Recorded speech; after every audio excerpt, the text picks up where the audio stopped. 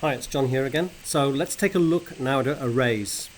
So arrays are very common and often they're used to store lists of things. So here, let's declare an array. So this is an empty array. Now I'm declaring some functions. So f1, f2, f3. And I push them into the array. So the array now has f1, f2, f3 pushed onto it. And now we can do things to fire those functions. So as an exercise, write a fire all function that takes an array of functions, loops over them, and fires each one. So typically we'd use a for loop like I have here. Yep. So we're going to loop over, we're going to find the length of the array, and we're going to pick out each item in the array, and we want to do something to fire it. So try that now.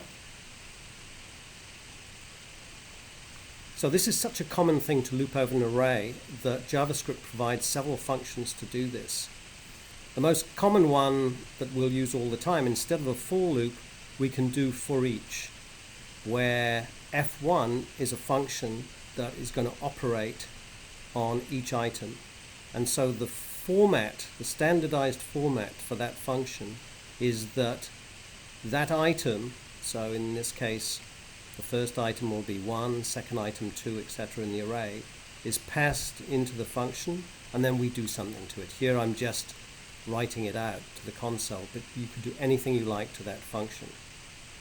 So in this case, a dot for each, f1, fires that f1 function on each item. Okay, so this format a dot means that for each must be a function that belongs to the array a. For arrays, there are a number of functions that have already been written. One of them is called reduce, and what reduce does, it allows you to add up all the things, but it's a very generic function in that it gives you the item and some current value.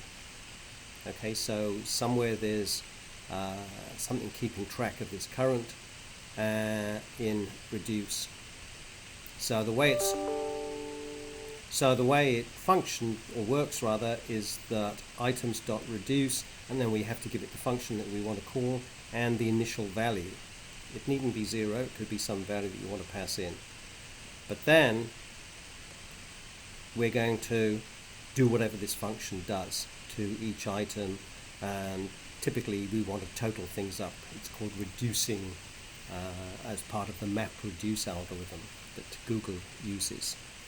Okay, so in this case it'll pass the sum, and we can write that out. The next one that they provide as part of array is called map, and again that visits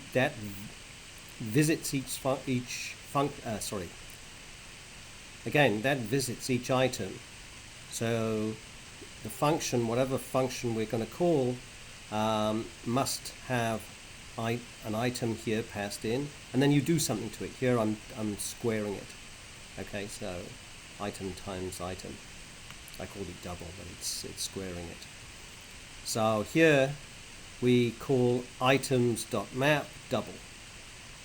And what do you think this does? Well, the first thing is it waits before being fired for the page to load, because we're going to get at something called test. So this is some HTML. It's an h2 tag in HTML, and we're going to modify the contents of that tag. I'll just show you on the page here that tag. So if I scroll down, here's an h2 tag, test. So we're going to modify this and write out to the page. So we get hold, document get element by ID gets hold of that element called test, and the inner HTML is that hello world string, and here we're going to replace it with our own string. Okay, so string here, I set it up as shopping carts, and then items.map double, and I'm putting the brackets in myself. But if we run that, we'll see that we get a list. Now with map you get exactly the same number of items that you start with, and it just modifies. So here it's modifying them but not saving them. Items remains the same. If I wanted to save them, I'd have to put something like some new array equals items.map. Okay, so this is kind of temporarily saved. The next one is filter, and again this operates on each item, but we return only the items that pass some test. Here I've said if the item value is less than 5, return it. But we could have any test you like. So typically this is used for filtering down, and what this will do is produce an array that has less items than the original one. And again, it's not being saved, I'm just printing it out, so it goes away.